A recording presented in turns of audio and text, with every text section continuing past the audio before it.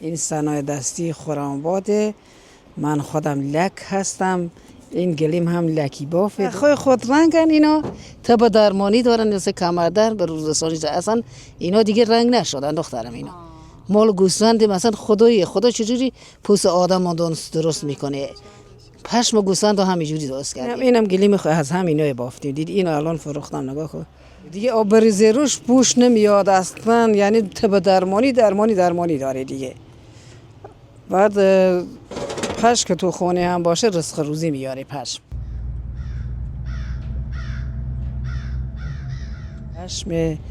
پشم طبیعیه و قالی فرش هم بلدم ولی الان فرش دیگه نمیتونم هم فرش رو بافم هم قالی دیگه چون الان با گلیم بیشتر کار میکنم تا فرش.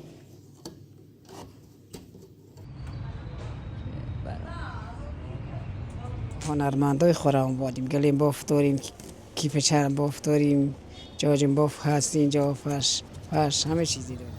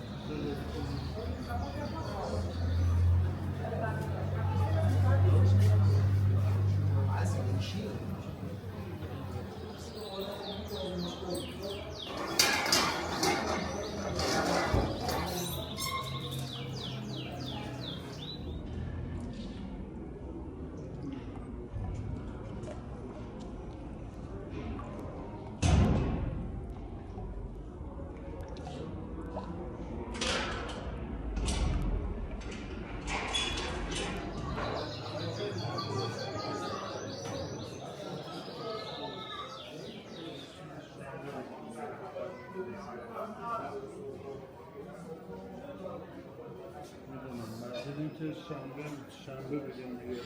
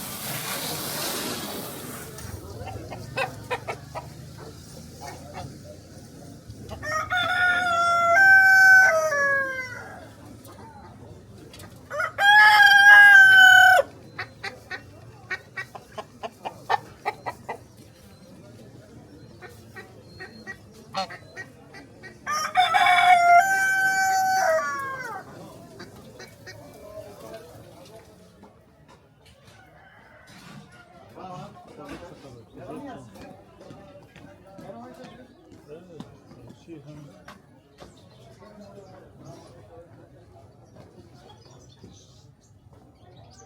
ببریم به نوبت.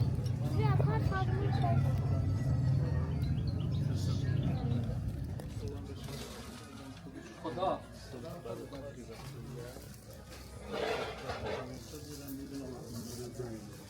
شما هماهنگ کردی اون وقت ببین فقط شما سرفیش کن اگر اوکی داد چی هم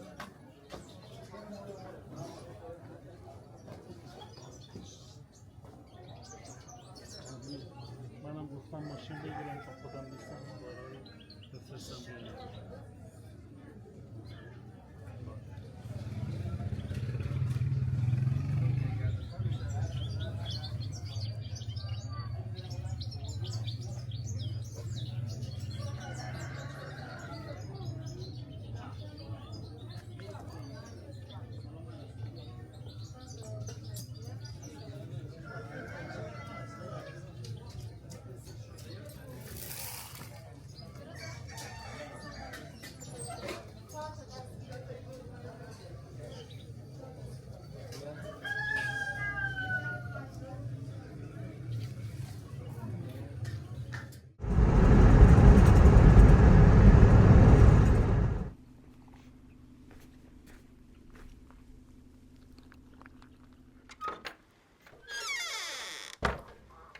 آخه داره میاد بیرون.